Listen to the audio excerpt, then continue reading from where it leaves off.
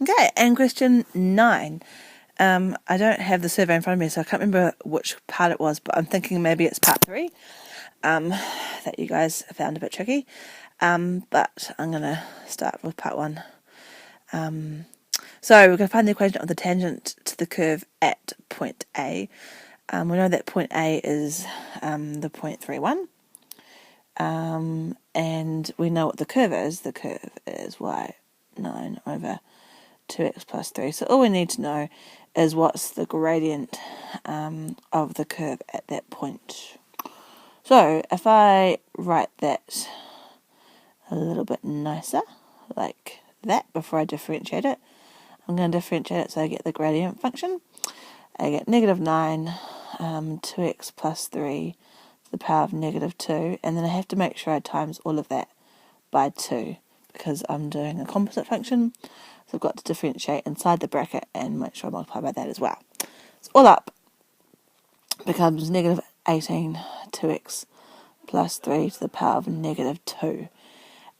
So for me to find the gradient, all I do is take x equals 3, which is the x value at that point, and substitute that in to that equation wherever I see an x. So there's an x there. And then in this case here, because I'm just substituting and I'm not solving it, that's why I haven't rearranged it without a negative power. I can just plug that into the calculator and see what I get as the value. And I get negative 2 over 9.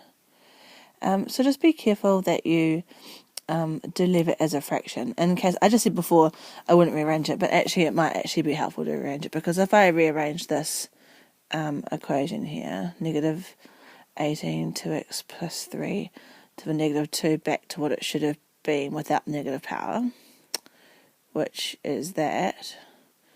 And then if I substitute 3 into that, I get negative 18 all over 2 times 3, which is 6 plus 9, and 9 squared is 81. Okay, and then when I simplify down that fraction, I get negative 2/9, and you do want to keep it as a fraction because fractions are your friends. Cool. So if I just move that all over there, up there, okay, and let's just finish this off. So now that we know that the gradient is negative 2/9, and we know the point is 3, 1, we can just put it into the equation m x minus x1 equals y minus y1. And in this case here, because they haven't asked us to present that equation in any particular form, we can just leave it how it is. So we can just put in that negative 2/9, put in the 3 for x, and we can leave it like that. Okay, so on to part 2. Just move those parts out of the way, up there. Right, determine whether C is closer to B or closer to the origin. Okay, so we need to find out where that tangent line cuts the y-axis, and it'll cut the y-axis when x is 0. So this was my equation of the tangent here again. Okay, so when x is 0 here, I get negative 2/9 times negative 3, which equals y minus 1. So that means I get 6/9 equals y minus 1. So y equals 15/9. Okay, and in this case here, I am going to write it as a decimal just so I can see what it looks like. And I see that it's like 1.67. So B is at y equals 3. So 1.67 is over halfway to 3. It's bigger than 1.5, so it's closer to B. Okay, and on to the last part, which is part 3, which is asking for a volume of revolution. Isn't that exciting? And I guess the only thing that maybe might have thrown you off for this one is it says the exact volume, which just, whenever you see the word exact, it just basically means fractions and pi are your friends. And cutting up pi into fractions is kind of fun. So, of course, those two things combined is all you have to do to make an exact volume. So basically, don't work anything out as decimals, including pi, and you'll be fine. Okay, so let's do this. We need to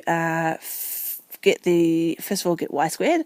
So y equals 9 over 2x plus 3. So y squared equals all of that squared. Remember, all of it squared. Just be careful.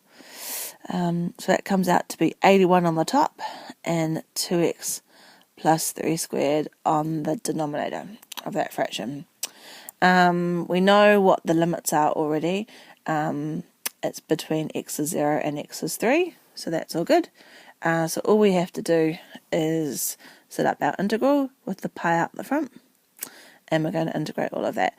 And what I'm going to do is, I should put a 2 down there. I'm going to write it now, the y squared, using a negative power, like that.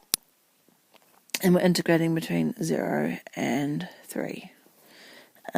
So I go to my square. I leave the pi out the front. I go to my square brackets.